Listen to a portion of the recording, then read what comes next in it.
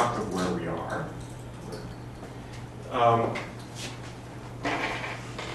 So as we've now seen, there historically were different ways of approaching the question of how you define quantum mechanics in phase space. Rossini did this in the 1940s and was really thinking about quantum chaos and how you define, how you would define something like chaos in quantum mechanics, where, as we know in classical physics, we think about that in terms of some aspect of what happens with distribution function on phase space. And a natural way of thinking about that is to just say, well, I can define a probability distribution, and it's most generally written this way, but say for the case of a pure state, this would represent the probability of finding the state in that coherent state, if you like, right? Wigner defined this distribution function for the case of a pure state. Again, we can generalize this definition for an arbitrary mixed state as the correct joint distribution function on phase space if you demand that the marginals are the probability distributions that you get quantum mechanically. That is to say, we demand, it must be the case that the marginal distribution, which is given by the integral of the joint probability distribution on phase space, is what we know from quantum mechanics, the square of the wave function. And similarly,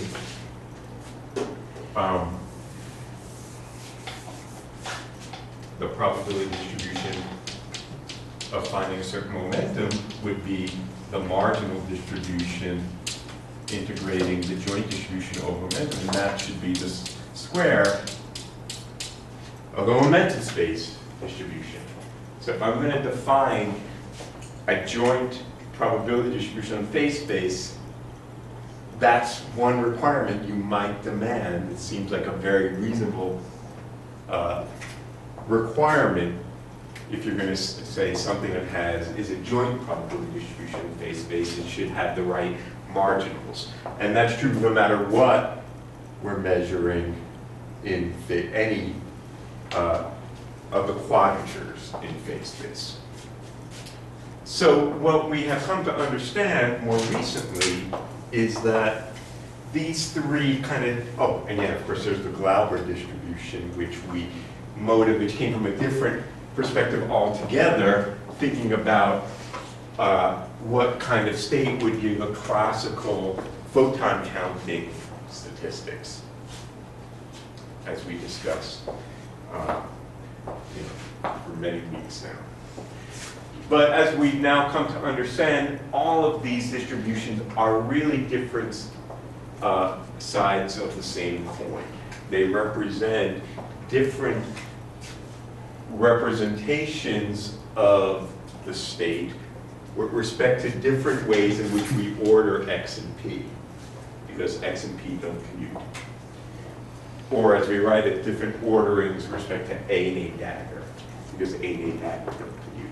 And so we wrote down this mathematical identity of how we can say, take any operator, in particular the density operator, and expand it in a kind of quantum Fourier transform, where we project the state onto the plane wave thing, and then that's the kind of the Fourier transform of the thing, and then we weight the plane waves by that. And that's what we got. And those plane wavy things are here. But, we have this pairing of the sigma order. So, the sigma 0 is symmetric order, plus 1 is normal order, sigma minus 1 is the anti-normal order. And we see this kind of pairing of the normal order with anti-normal order and symmetric order with symmetric order, etc. So, in particular,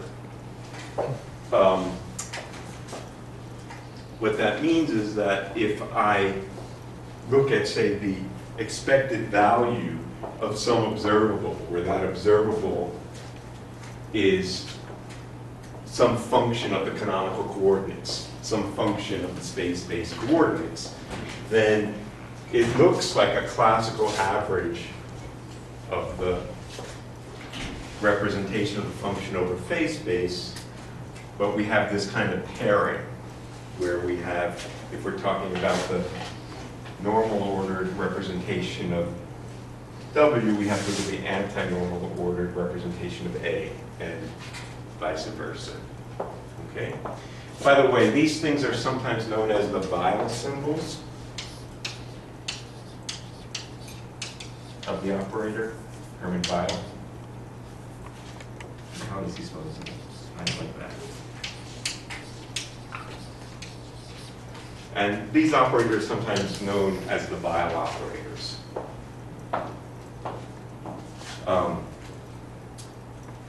Right, so the representation of the density operator is the projection of this onto these T operators. These T operators themselves are Fourier transforms of the Weil operators.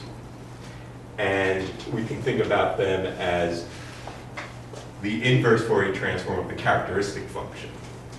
The characteristic function itself being like the Fourier transform of the probability distribution. So there's lots of details here. I know it can be extremely tedious. Try to keep them straight, and it only makes sense if you actually try to do some examples of that. Okay. Now, one thing I just wanted to re-emphasize, point just we got to at the end of the class last time, just to show this little graphic again. Stolen from one of Billy Poitier's papers. Really must reference that paper because. All right, let me turn this guy on.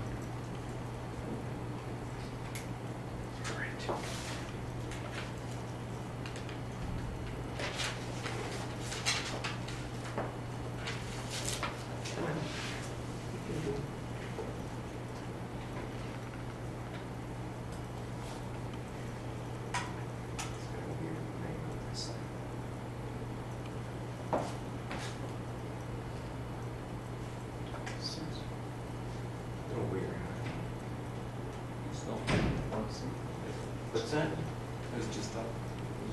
Oh, was it doing it?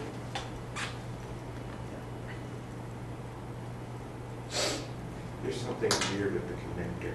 Yeah, it's working. Okay. It's working. Oh, yeah. This, not touch a thing. All right. So, all right, let's turn the lights off here and remind ourselves of what we're looking at. So here are some examples of Wigner functions. Okay? What we're showing here, the joint distribution on phase-space position and momentum, here written as Q and P rather than X and P, for a few different states. This state is a coherent state.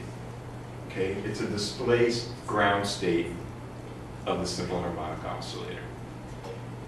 What's shown on the shadows there represent the integral of these things over the conjugate variable. So this is the square of the momentum space wave function, and this is the square of the position space wave function, which of course we know for a ground state of a harmonic oscillator are Gaussians, right? This state is a squeeze state, right? It's this kind of state and then applying the squeezing operator to it. In this case, it's squeezed in P and anti-squeezed in X. Okay. This state is the first excited state of the harmonic oscillator, the Fock state with n equals 1. Now that's a state that's an energy eigenstate. And an energy eigenstate is, you know, a state that where the wave function is kind of concentrated around the classical trajectory, right? If I had a definite energy, then I would be on, in rescaled variables, a circle in phase space. And what's being shown here are the, again, the squares of positions and momentum space wave functions. Yeah? Is it displaced Fock state? You know, in this case, really, the origin is not really clear. Let's take the origin right there. Otherwise, of course, it would be something that's, I don't know if I had a displaced Fock state, would it have to be quite careful and think about what its figure function would be. I don't think it would look like that. But let's put the origin right at the center there. But one of the points I wanted to emphasize here is the following. So what's shown here are the shadows, are those marginal distributions, which we know, of course, is the first order Hermite polynomial with one node times a Gaussian. And so those are the familiar squares of the wave functions in position space and momentum space. Now, if I'm going to have a node there, the only way I can do that is if somehow, and have this thing be azimuthally symmetric, is if the thing is negative somewhere. It's got to cancel some of that. There's no other way I'm going to be able to do that. If it had a node only here, then it wouldn't have the node at some other quadrature. Is that clear? So it can't have both this azimuthal symmetry and this rotational symmetry, which it must be because then I can say the number operator, which is the rotation operator, and have a node. It's got to go negative somewhere. This is an example where I have a superposition of two distinguishable wave packets in position. One's at this position, the other's at that position. Now, that state, of course, is a state that has, would give rise to, in the far field, interference fringes. And the far field is the momentum space wavelength, right? If you take the Fourier transform of a double slit, that's what you see in the far field. And so, in order to have these two wave packets have the interference fringes, there's got to be all this negative junk going on in between them that's going to cancel this. So the non-classicality of these states is to say, if the state was everywhere positive, well then, even though X and P are not compatible observables, even though they both meet, I can, in principle, write down a distribution function which says, I think about this just as if it were classical points on phase space. And I just don't know where it is in phase space. And I just weight what I'm going to see by a probability distribution that it has that X value and that P value at the same time. Then it's like a classical point in phase space. Whereas if the states are negative, then that's just not possible to do. And those states then are in some sense not describable by a classical distribution of phase space. Now, one thing we note here is that there are two examples of states which, for all intents and purposes, are classical distributions on phase space. This one and this one, they're everywhere positive. Now this one maybe is not too surprising. This is a coherent state. We've kind of called the coherent state quasi-classical, right? But this is a squeeze state. And we've kind of said the squeeze state is maybe non-classical light. But that's sort of in the eye of the beholder. Depends how I'm measuring the squeeze state. If I'm measuring the quadrature, so I do homodyne detection, then I can just say that the sample I'm getting, no matter what quadrature I measure, is sampled from this distribution. And that's a positive everywhere distribution. And in fact, what you just solved, if you handed in your homework, was the problem of parametric amplification. Let me turn the lights back on.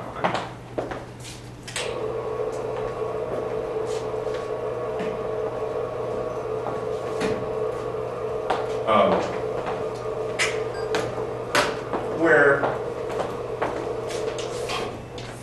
we said, okay, let's imagine that I have initially a coherent state. Let me just say. Now, what we just saw, we're about to derive it just to prove it to ourselves, is that this is as if there were a classical distribution of possible phasors. I just don't know which it is. With a Gaussian distribution peak here and some RMS values of that Gaussian that are measures of the vacuum fluctuation. But I could just think about that as a classical distribution. And if I start, so this is the vacuum state, if I then put this state through a parametric amplifier, then what that is a phase-sensitive amplifier, which depending upon how I have set the phase of the pump relative to the phase, I could say, let's say I amplify the P quadrature and de-amplify the X quadrature. Well, what would that do? Well, that just transforms every point in phase space. So, you know, if I look at this particular point in phase space, well, it might go to that point in phase space, right? Because the P quadrature gets amplified and the X quadrature gets de-amplified. And if I did that to every point in phase space, what would I get? An ellipse. I would just stretch these guys and shrink those guys. This is a perfectly classical description of squeezing in terms of each point in phase space gets transformed according to the phase-sensitive amplification. So in that sense, squeezing is only marginally non-classical. It is a resource for non-classical, as we said. If I wanted to look at direct photon counting experiments, those direct photon counting experiments, the statistics thereof, cannot be described by a classical theory. But if I did homodyne detection, I saw this Gaussian noise, I could simulate that completely with the classical distribution of phase space. Okay. All right, so let's do a couple of examples. Let's show. Let's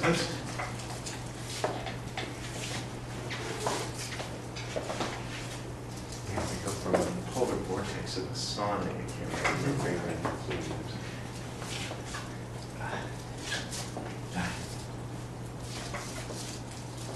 All right, so let's look at the example of the coherent state.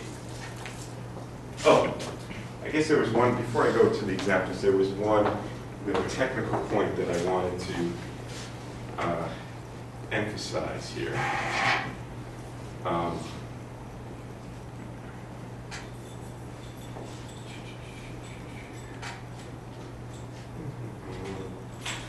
There it is. So let me just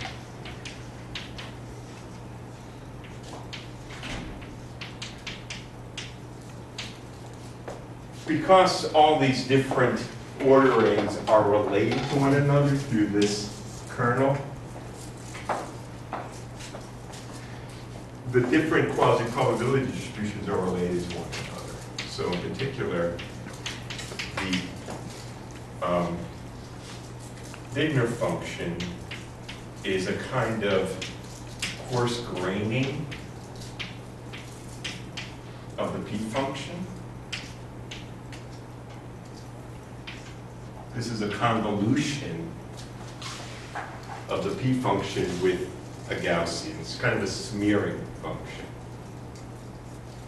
And similarly, the Q function is a smearing of the Wigner function.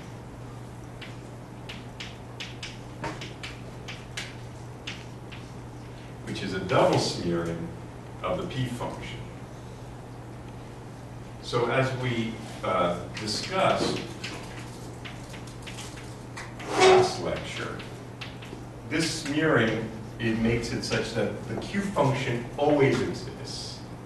And in fact is always positive. Because it's this massive smearing out of any non-classicality, any of those ripples that we saw in the Wigner function would be smeared out by this Gaussian. Okay? And the P function in some sense has the most kind of non-classicality in it because the Wigner function is a smearing of it. But it can be things like nth order derivatives of a delta function. It says it's not really a well-defined function at all for most states. Whereas the Wigner function is the Goldilocks function. It's just right. It always exists, and it's not always positive. It really is, in some sense, what we should think about is really something to really understand, is this really non-classical or not? Is whether or not the Wigner function is positive or negative. Although, as we said, it really depends what I'm measuring. Right? Okay, so with all of that said, let's look at just a couple of examples. So let's just look at the coherent state. So there's not one way to do these calculations. I'm not even sure I know what the best way is in every case. I haven't done these calculations much in the past, but some of them are easy to do. So let's say we have a pure state. It's a coherent state, say, with that particular complex amplitude. The Q function is always easy, because the Q function is just the square of the amplitude and then normalized by pi. So that is equal to the inner product, in this case, between these coherent states. And that's a thing we know, because we've done this before, that the overlap between two coherent states is a Gaussian. And this is e to the minus alpha naught squared. Okay. Which is, I can think about as a function of the real part of alpha and the imaginary part of alpha. So if I wanted to think about this in x and p, where x is the square root of 2 times the real part of alpha, and p is the square root of 2 times the imaginary part of alpha, with that convention that we've chosen. Then we usually write this as 1 over pi. This is q in canonical coordinates in alpha space. Sorry, 1/2 of that. Right. X is equal to this.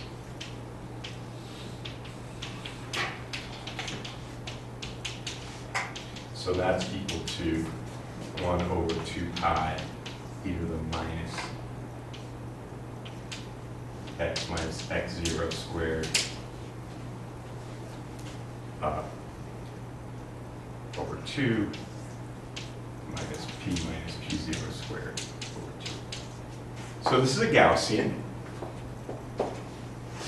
with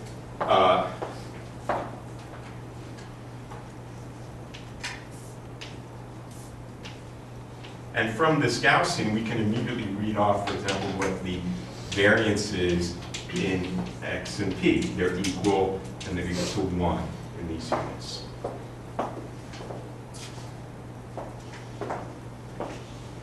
All right.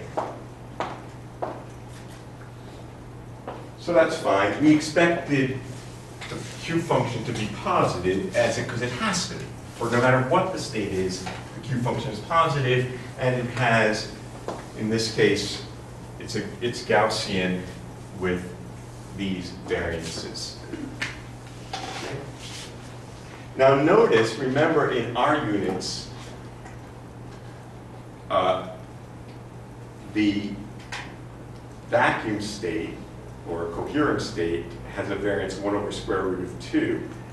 It says variance 1. So this is kind of noisier than what we'd expect from the state itself.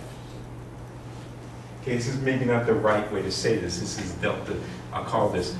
These are the variances associated with this distribution, not the actual variance of the state.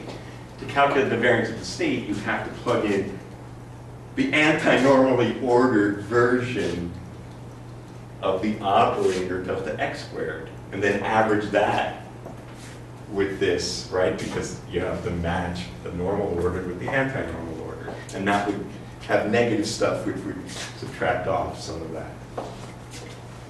Let's look at the p function. Well, the p function, again, so to calculate the other distributions generally is more complicated. Now, there's lots of ways to do it. One way is to calculate the characteristic function. That's typically the way, for a complicated function, that's how you do it. You calculate the characteristic function and then use that to calculate the distribution by taking its Fourier transform. And we can get the characteristic function by, say, looking at the characteristic function of Q.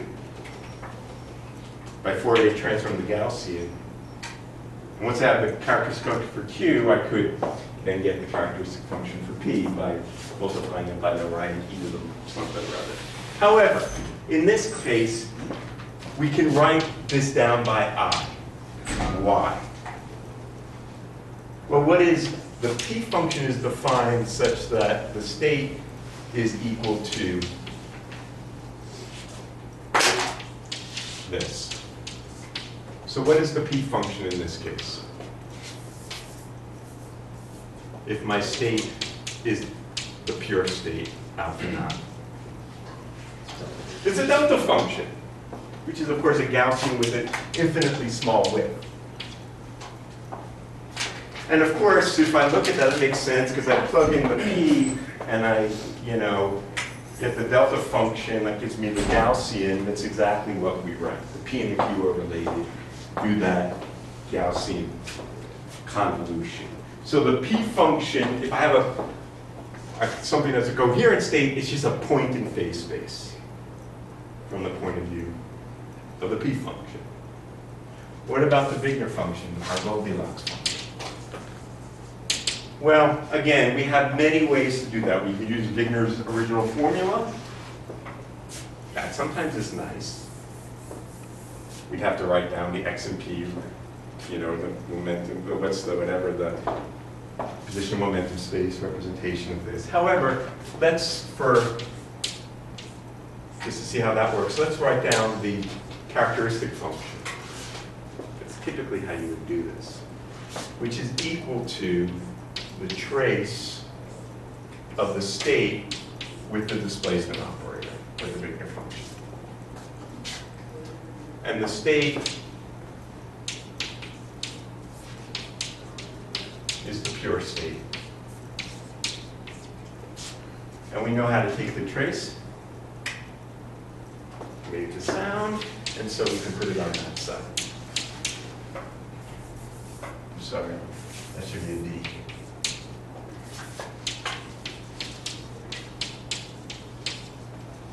And we did that for homework. And that's equal to e to the minus 2 alpha minus alpha now.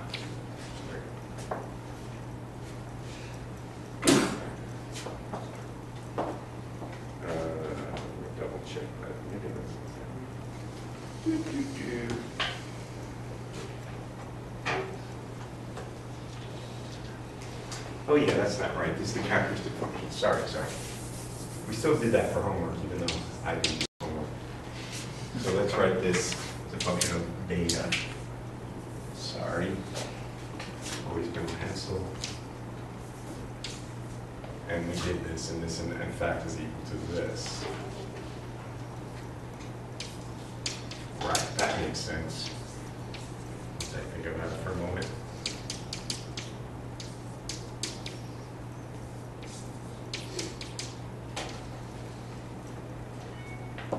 Okay, so that, we'll go back and look at that. That makes sense. If this were the vacuum, that would be the vacuum expectation value. So that's right, that's the right limit at least. So now the Wigner function is the Fourier transform with this particular normalization of the characteristic function. Now, everything here is a Gaussian.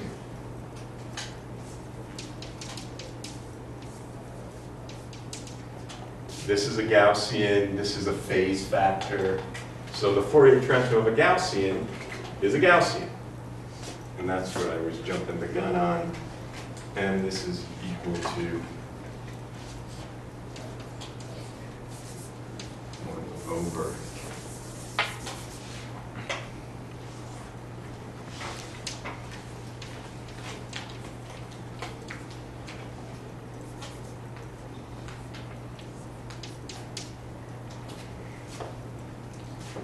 So this has a narrower width.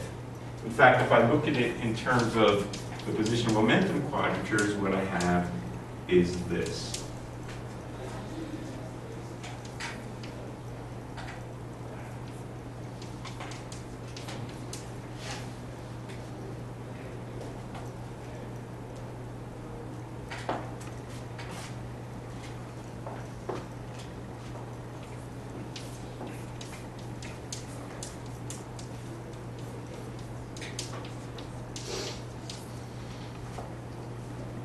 So these are Gaussians whose widths are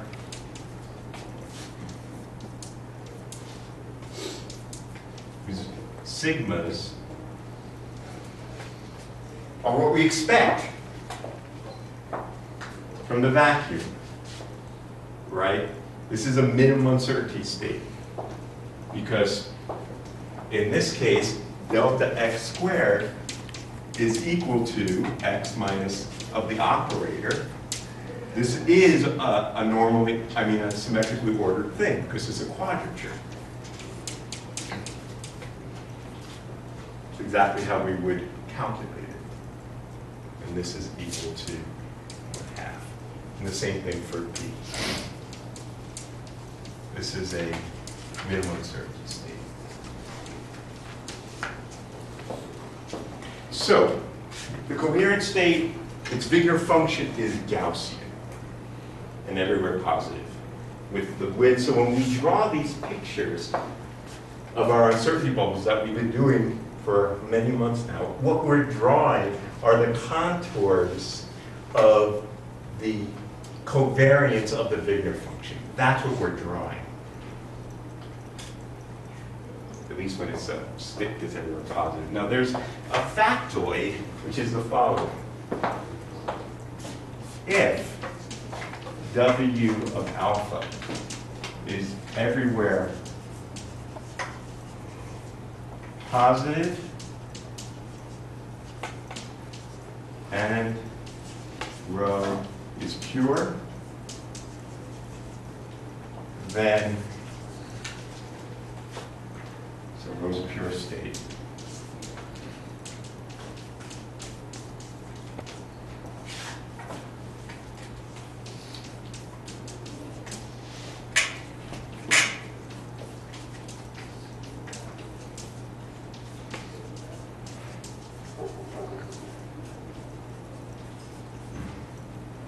The only state that is everywhere positive is a squeeze coherent state. Could have no squeeze in it, could be coherent state, could be the vacuum. But it's an if and only if. The only states that are, in some sense, classical are the squeezed coherent states. Yeah? Is it important that the S and the D are in that order? No, Okay. it isn't. Because if you commute them, it becomes a different alpha and a different That's zeta, but it's also a beta. So you can push that what order you put them in. So that is to say, the only state, only Gaussian states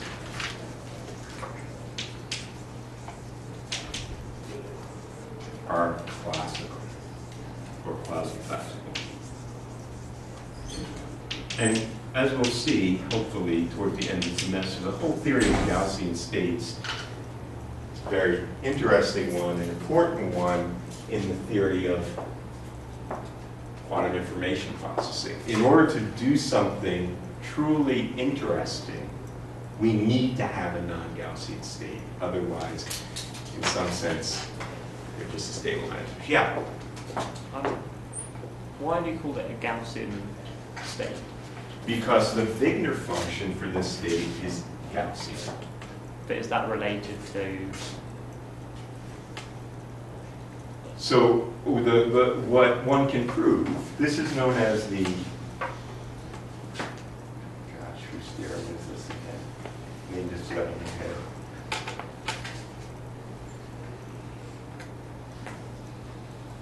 Anyway, there's a name for this theorem, that's his name.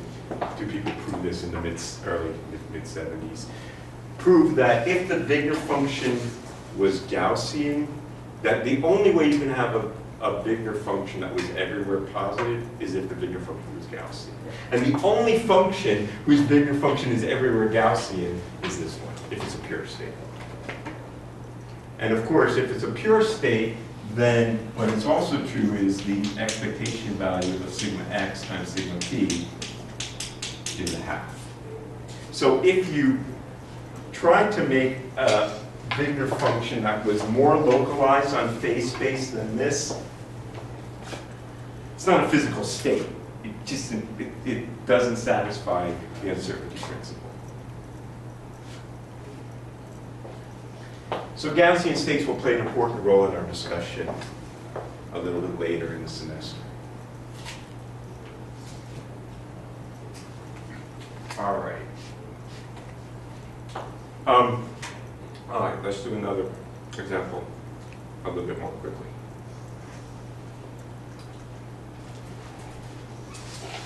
So I wanted to see if I can remember whose down here that was. Hudson, that's it. This is known as the Hudson decay theorem.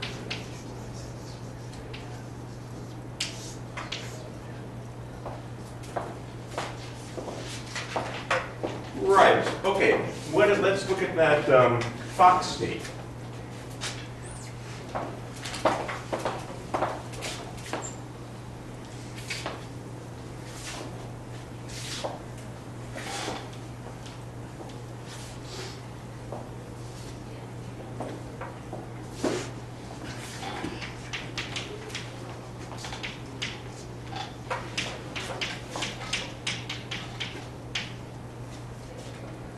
Q function's easy. Let's do that one first.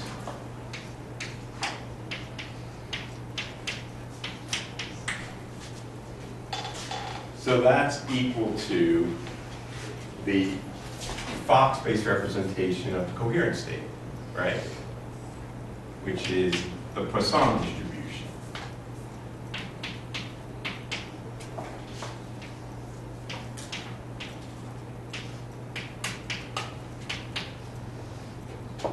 Right? Is that alpha squared? That's alpha squared.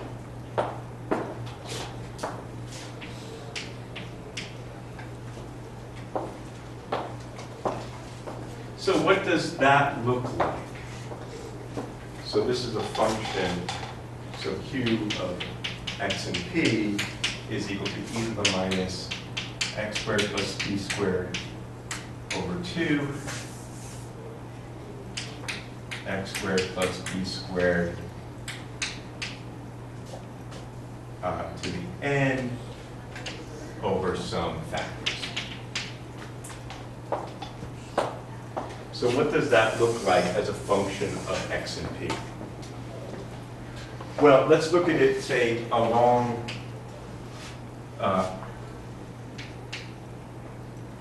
the x-axis.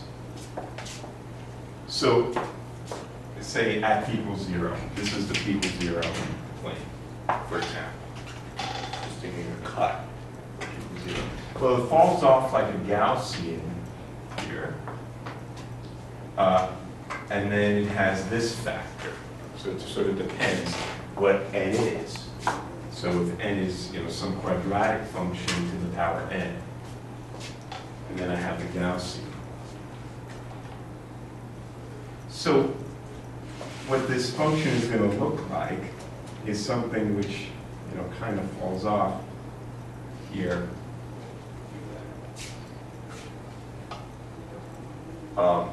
Where this is, depending upon what the value of the n is. Let me draw this maybe in a slightly different way. Well, it's not a very helpful drawing. This is e to the minus average n, e to the minus average n to the power n.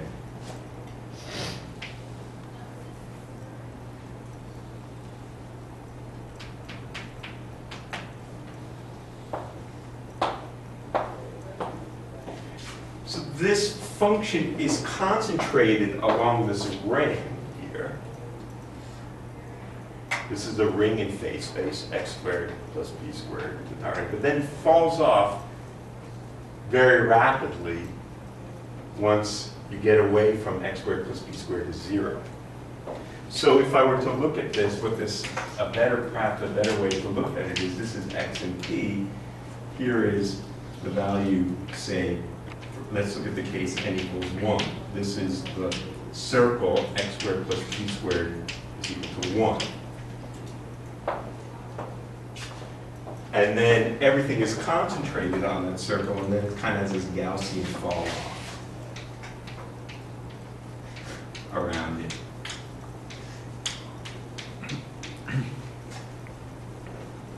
So the probability distribution is kind of what you would expect.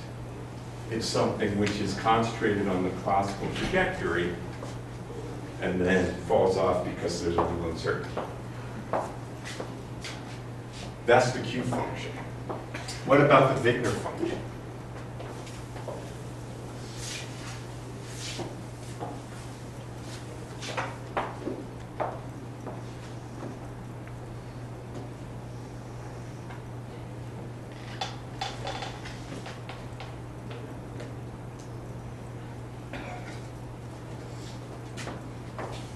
Well, once again, we'll use the same strategy we use to calculate the Wigner function for the coherent state. Let's write down what is the characteristic function.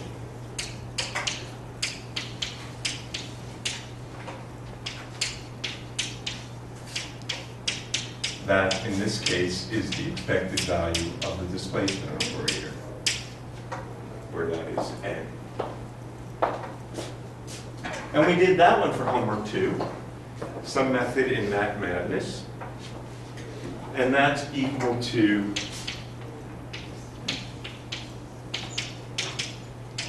the factor e to the minus beta squared over 2 times the Laguerre polynomial evaluated at the square of the amplitude.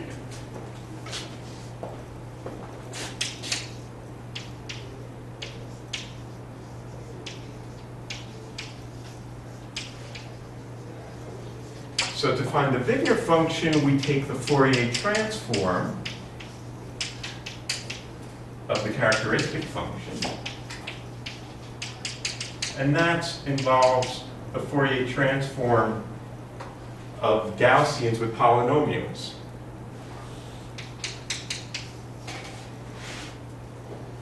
which are other Gaussians times other polynomials, which turn out to be, again, Laguerre polynomials. So that's an exercise for Arkin or something like that, some generating function of the Laguerre polynomials and all that stuff. The answer is 2 times minus 1 to the n over pi e to the minus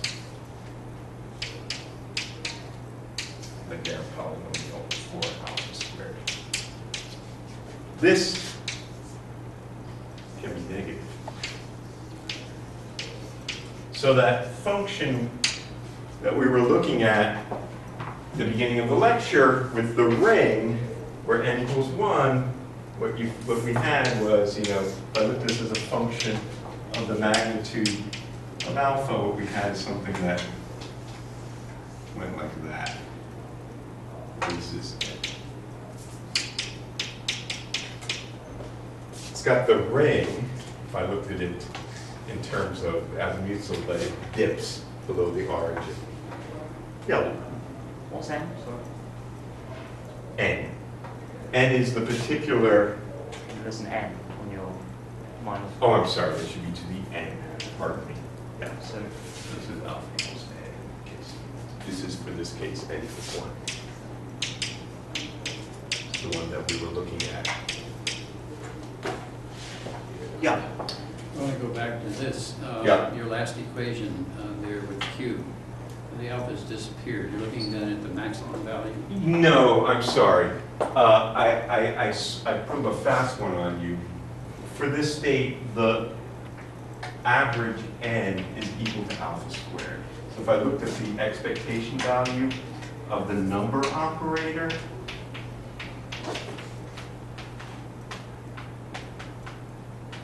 for that particular state, this is an eigenstate of A, that's alpha squared. So alpha squared is the mean value of n. So I just wrote it in shorthand.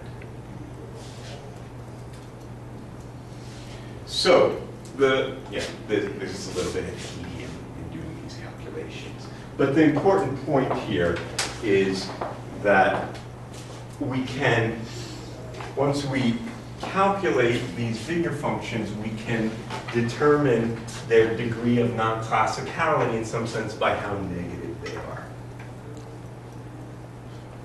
Now we're going to connect that right now. At least we're going to make the liaison, the segue, I should really say. So what we've been emphasizing here is whether our states were non-classical by whether or not there was a representation of that state, which we can write as a joint probability distribution of otherwise incompatible variables, variables that don't commute quantum mechanically. And if we could write a joint distribution, say, yes, there's some probability of having this x and this p, and we could write down a probability distribution, we call it classical. If it wasn't, we called it non-classical. Now, all of this was related to a single mode. That's all we've talked about, really. But, as we know, the most interesting aspects of non-classicality are related not necessarily to just one degree of freedom, but to multiple degrees of freedom. And in particular, one of the starkest examples of a non-classical phenomenon is the phenomenon of entanglement. Entanglement is starkly a situation in which we cannot write down a classical probability distribution to predict outcomes. In this case, those outcomes are related to not just a single degree of freedom, but multiple degrees of freedom. And that's where it becomes particularly interesting for us. Of course, that goes back to the heart of the foundation of quantum mechanics, the question of the EPR paradox and Bell's inequalities. In fact, historically, the first tests, as we know, the first tests of violations of Bell's inequalities were done in quantum optics. And the best tests of the EPR paradox and Bell's inequalities were done in quantum optics. And so for decades, those of us who grew up in that era, the understanding these foundational questions was really the driver of quantum optics, both in the theory and the experiment. From the experimental side, of course, it's an incredible challenge to be able to isolate and measure individual quantum systems such that you can see whether or not these violations are made or not. And the theoretical framework needs to be there at the same time. Nowadays, I'd say those, that we're getting to harvest some of that fruit in the sense of, yes, we've learned a lot, we've come to understand more deeply some of these foundational questions, but we've also come to understand that finding where that border is between the classical and non-classical helps us to understand whether or not the physical system we have at hand is a resource for doing something that's not possible if the system were describable according to classical statistics. And using that now as a resource for doing information processing, communication tasks, cryptography, communications, algorithms.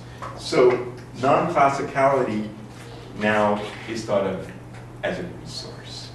And we're going to connect this other kind of non-classicality about negativity of Wigner-Funder stuff and non-Gaussian states to this question as well of resources. So we're going to try to weave this all together.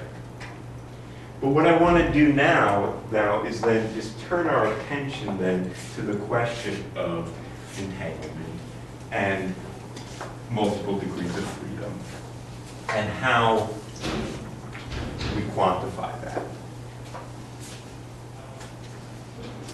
Now, I know many of you have become fairly expert in this subject. Some of you have taken a year of quantum information theory and quantum computation, but not everybody. So we're going to sort of start from the beginning here and do some review as well. So bear with me, those of you for whom this is apple pie. Enjoy the little slice. All right, so let's talk about quantum mechanics of multiple degrees.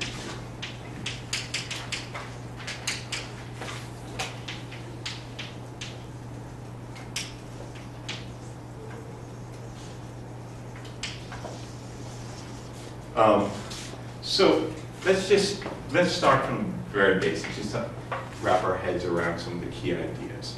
The simplest case, if I thought about classically, what do I mean by multiple degrees of freedom? Well, let's think about two-point particles moving on a line, okay? It's represented by canonical coordinates. So there's particle A and particle B. As position and momentum. Those are 2 degrees of freedom, as we would call them classically, right? Now, quantumly, if I wanted to describe that situation, I might write, for example, a wave function as a joint wave function for the 2 degrees of freedom, right? Of course, I can also write down the momentum space wave function, or if you want, I might even try to write down the joint Wigner distribution for these. So we can do that too. Now, if I have this distribution, then I can write down the joint probability distribution of finding the particle at position, the first particle particle A at position XA and particle B at position XB, that's my joint probability distribution. And from this, I could define the marginals. Say the marginal, what's the probability of finding the particle at XA, irrespective of where particle B is. Of course, to do that, what I do is I just marginalize by integrating over that distribution. And similarly, I can define the probability of finding the particle at XB, irrespective of where XA is, by integrating. This is probability distribution A, this is probability distribution B. This is joint probability distribution AB. Let me emphasize that by labeling everything.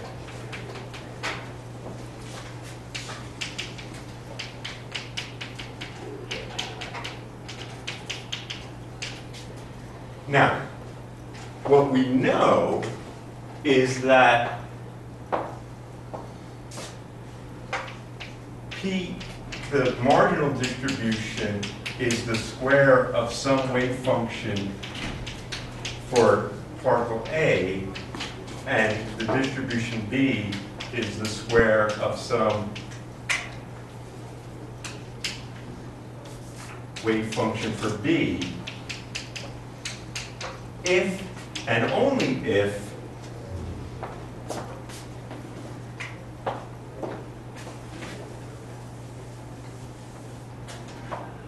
the joint distribution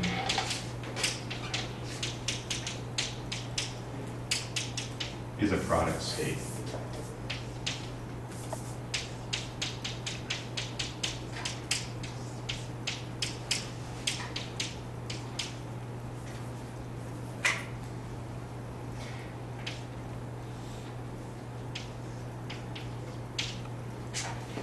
I mean, I also have to have the momentum the right way. The only way that I can assign a state to A that's some wave function, and some state to B it's a wave function, is if they're uncorrelated.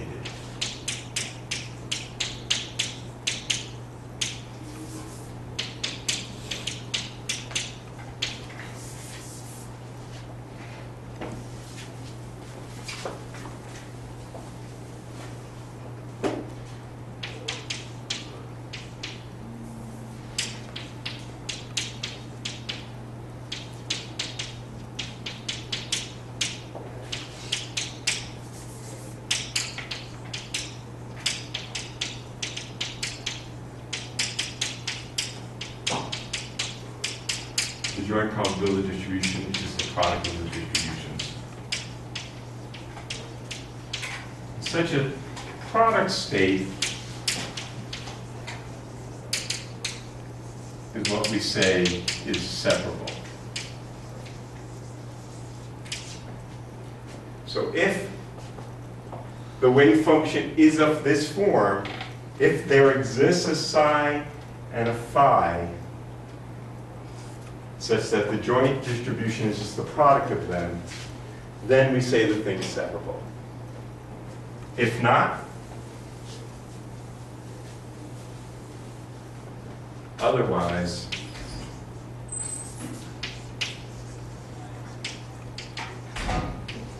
entangled.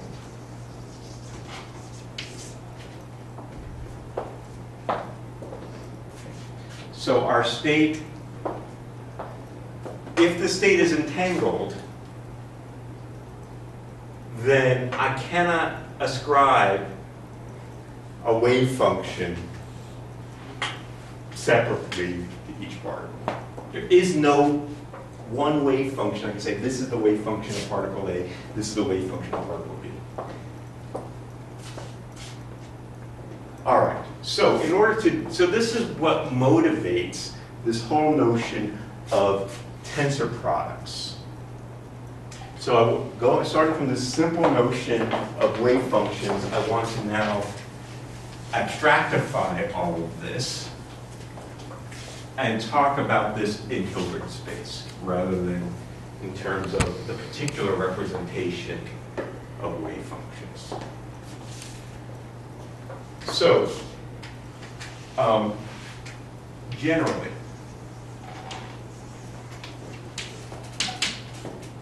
given 2 degrees of freedom,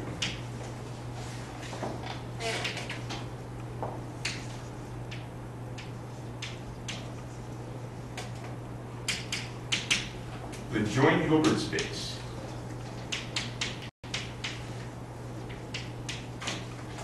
for the 2 degrees of freedom is written as the tensor product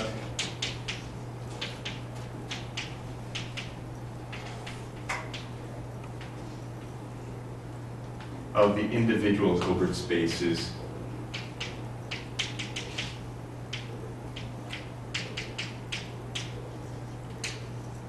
of the 2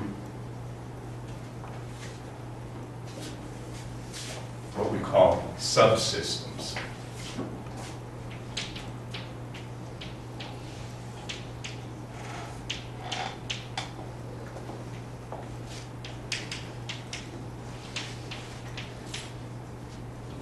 Now this might be 2 positions of the 2 particles.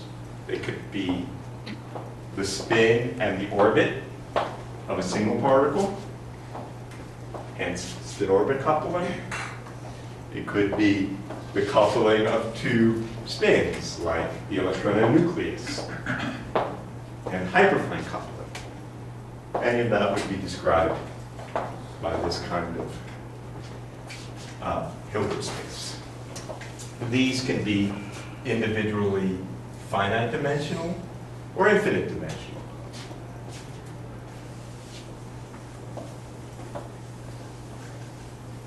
All right, so once we have this, we define it, what does this Hilbert space mean? So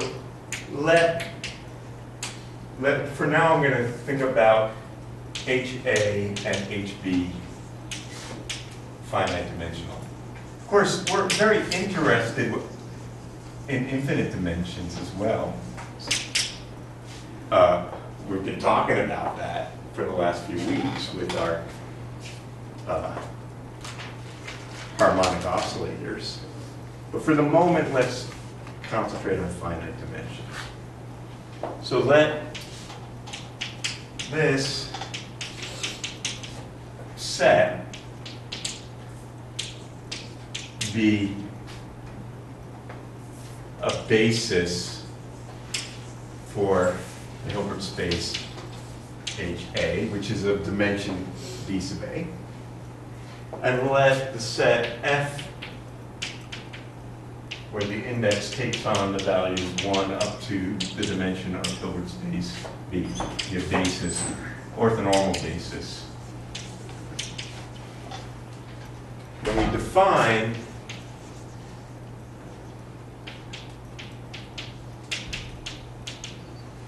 the product basis in terms of this tensor product.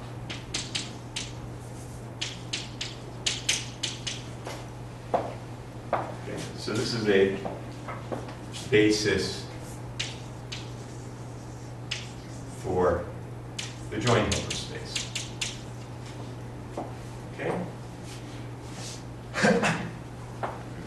So this says that this tensor product structure just is a way of saying if we have 2 states, a state that's in a state associated with that Hilbert space and a state associated with this Hilbert space, then we define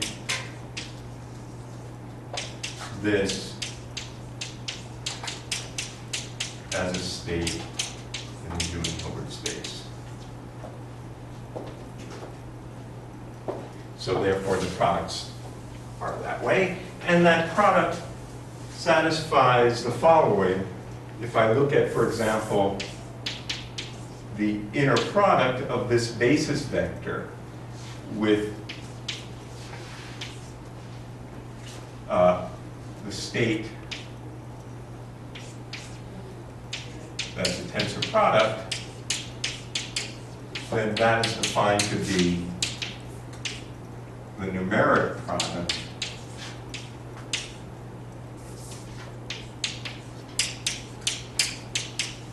between those numbers. So with that, we can then say, we can define, if I have an arbitrary state,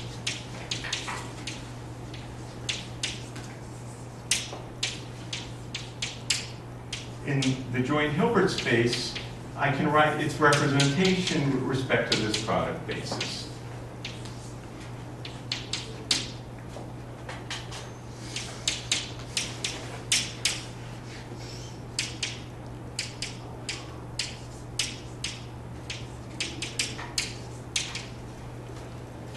Where this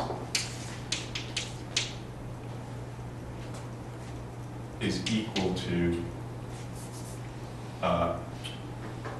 the inner product of that state.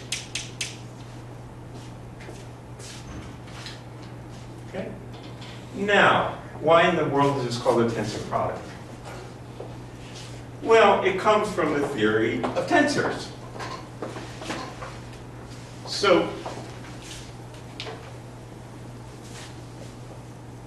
sometimes the tensor product, sometimes called the Kronecker product, sometimes the outer product.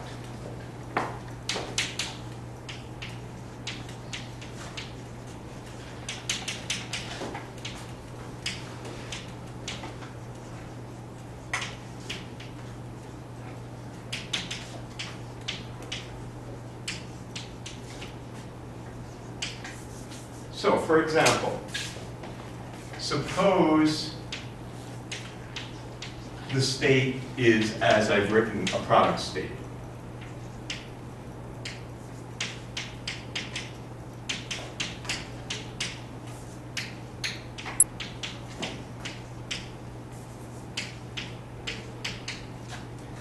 And let alpha be the representation of the state with respect to this particular basis. And let beta be the representation of the state phi with respect to this basis. Then, this set of coefficients I and j is just the tensor product between the vector A and the vector B. Let me emphasize this is the joint state. So this is not the inner product, this is the outer product. So I took two vectors, put together to get a tensor. That's why it's called the tensor product. So written as column vectors, if alpha, so alpha, the state phi A represented as a column vector is alpha 1, alpha 2, dot, dot, dot, alpha for the dimension of that Hilbert space. And the state phi B is a column vector of length or dimension b sub b. It has coefficients beta 1, beta 2, dot, dot, dot, beta, the dimension of b.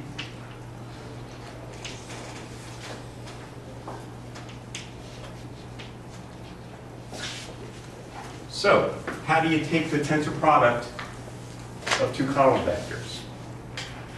Well, here's the rule. So, let's write it down.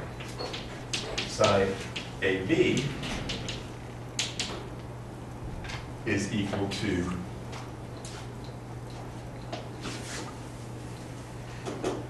this. I'll leave up the AB. Tensor that.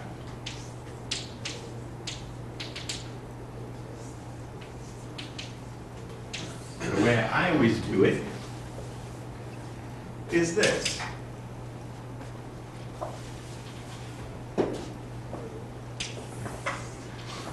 It's alpha 1 times beta 1, beta 2, dot, dot, dot, beta b,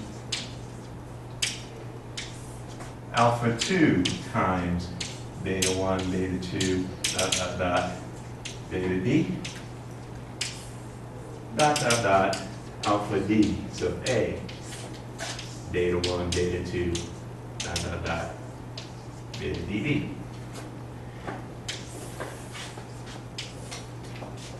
That's what that tensor product is, which is just writing alpha 1, beta 1, alpha 2, beta 2, dot, dot, dot, alpha d, a, beta, I'm sorry, beta back, sorry. So much for my handy dandy approach. Alpha 2, beta 1, alpha 2, beta 2, dot, dot, dot, alpha 2, beta d, dot, dot, dot, alpha d, beta 1, alpha d, beta 2, dot, dot, dot, alpha d, beta d.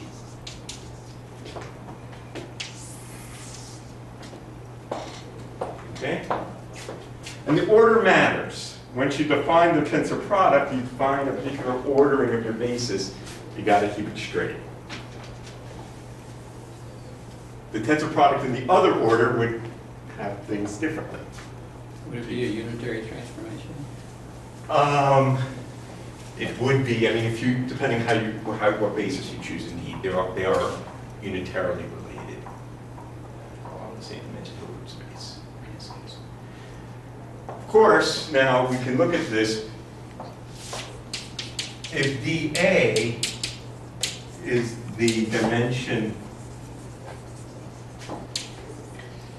of the Hilbert space HA, and dB is the dimension of HB, then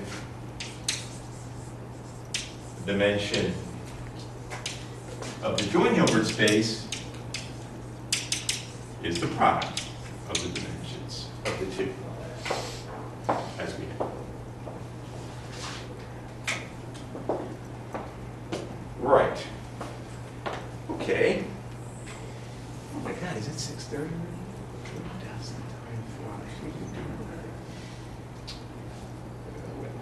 Let's say just maybe one or two more words.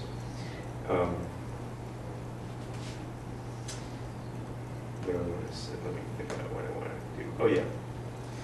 Yeah, let's just talk about the tensor product of operators.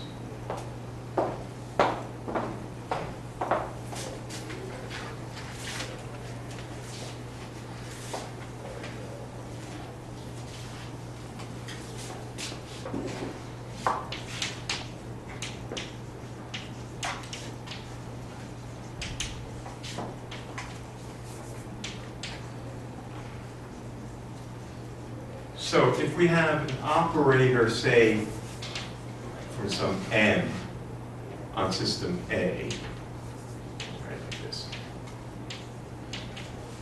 and some n on Hilbert space D, so these are Hermitian operators, they don't have to be whatever operator, unitaries, you want, you name it, it's a linear operator on the Hilbert space. Then I can define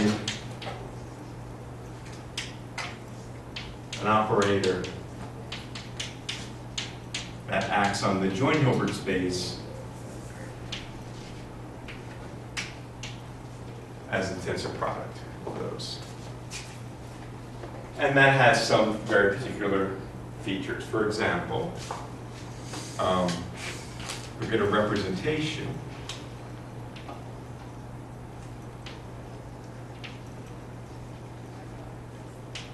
so let's do that in the standard basis that we just defined in terms of the product, a particular product basis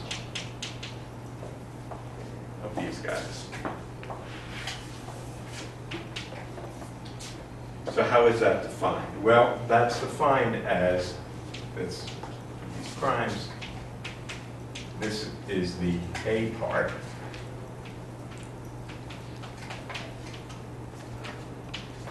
And this is the B part.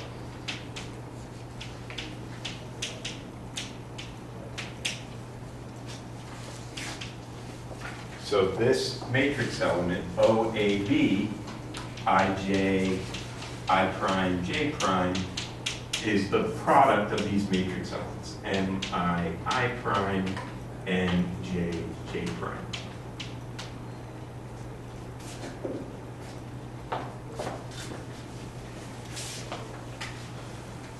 So, for example,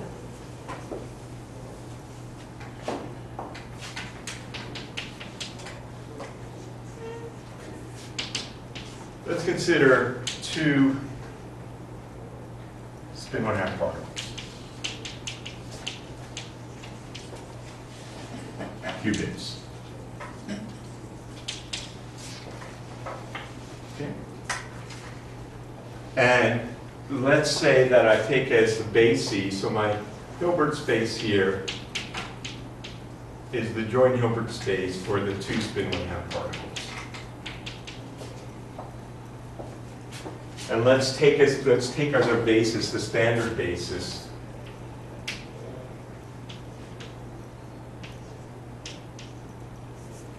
the eigenstates of sigma z. So the joint Hilbert space as its basis vectors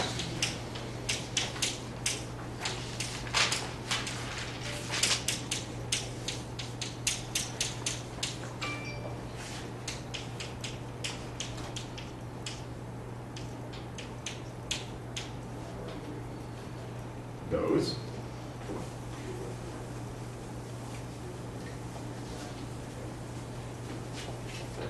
So let's look, for example, at the observable, which is the tensor product of, say, sigma x on spin A and sigma z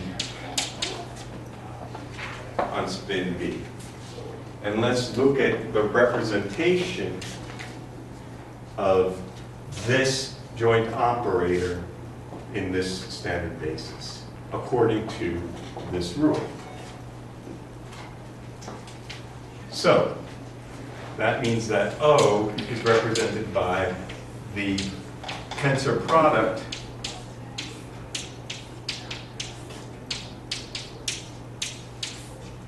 of sigma x with sigma z, right? And what does that rule mean? Well, it means exactly this, just like I did before. I put this guy inside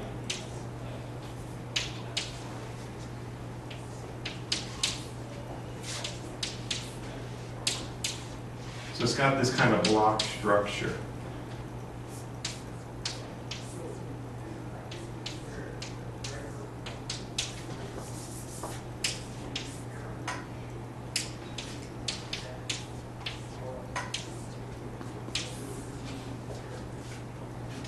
Which is the matrix 0, 0, 1, 0, 0, 0, 1, minus 1, 1, 0, 0, minus 1, 0, 0, 0, 0.